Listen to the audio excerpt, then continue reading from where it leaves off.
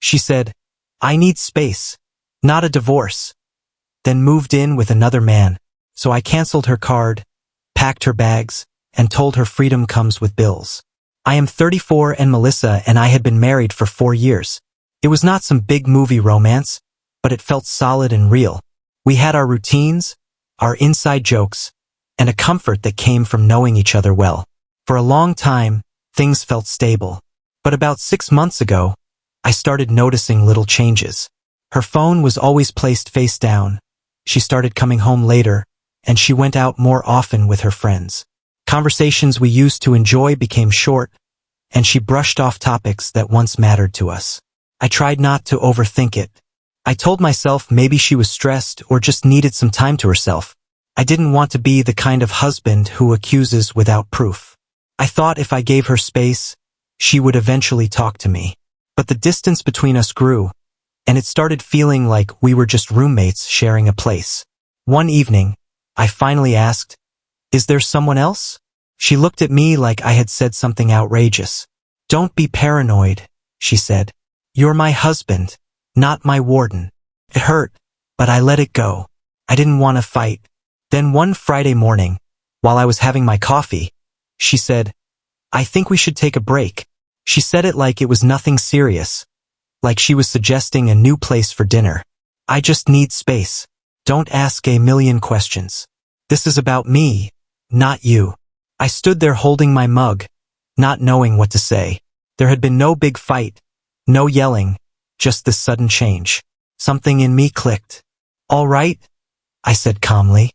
"Just return the Amex before you leave." She looked confused. "What?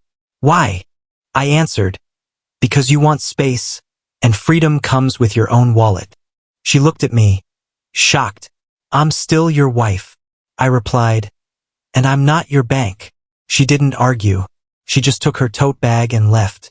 10 minutes later, I called the card company and canceled it. 12 minutes after that, I got a text from her. "Seriously? You canceled it?" "I had things to take care of." I replied, "You're free now. Enjoy it."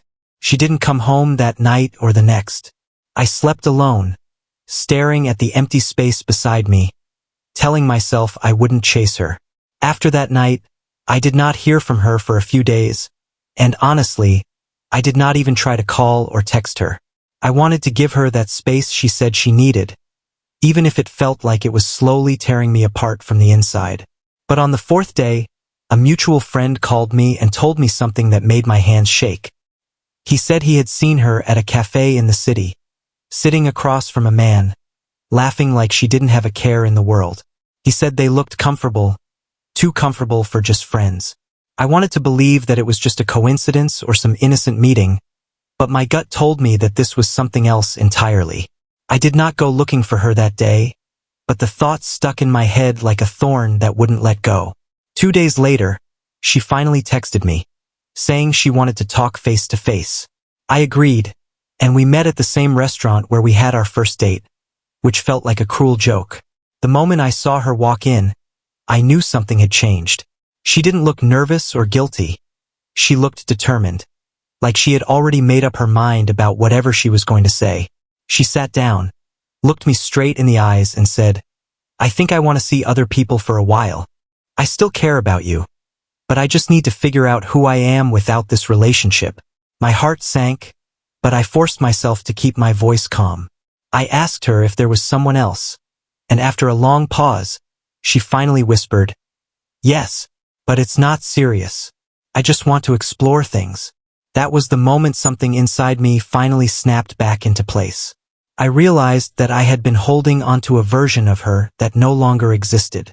The woman sitting in front of me was not the same one who promised we'd be together through thick and thin. I took a deep breath, nodded slowly, and told her that if she needed to go, then she should go completely. No half measures, no strings left hanging. I said we should end it right there and then, cleanly, without the games or the false hope. She seemed surprised, like she expected me to fight for her or beg her to stay, but I didn't give her that power. I paid for the meal, wished her well, and walked out without looking back. The first few days after that felt like walking through a storm without an umbrella. Everything reminded me of her, the coffee mug she always used, the scent of her perfume on my jacket, even the songs that played randomly on the radio. But slowly, I started to notice something else. I was sleeping better. I was eating without feeling sick. I was spending more time with friends and family who actually cared about me. The weight that had been sitting on my chest for months was finally lifting, and I could breathe again. A month later, I heard through the same mutual friend that the guy she left me for had already stopped talking to her. Apparently, he was just looking for some fun and didn't want anything serious. She tried to reach out to me after that, sending a few messages asking how I was doing and if we could talk. I didn't reply. I realized that my silence was not about punishing her. It was about protecting myself from falling back into a situation that had already shown me it could only bring pain. Now, looking back, I understand that sometimes the best thing you can do for yourself is to let go of what's hurting you, even if it's the person you thought you'd spend your life with. And if you're lucky, you'll find a sense of peace that feels better than any temporary love ever could. Peace. When I finally reached the front door, I could feel my heart beating so loud that it almost drowned out the sound of the rain hitting the pavement outside. I opened the door slowly, expecting her to be sitting there with that same cold look she had given me earlier. But instead, the house felt empty, silent, and almost lifeless.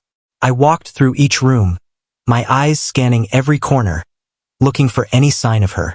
Her bag was gone, her shoes were missing from the rack, and the small things that used to make the place feel like home were no longer there. I sat down on the couch, my mind flooded with thoughts, trying to understand how we went from talking about fixing things to her completely walking out without a single word. The silence around me felt heavier than any argument we ever had, and the only thing I could hear was the soft hum of the refrigerator in the kitchen, almost mocking the stillness that had taken over the house.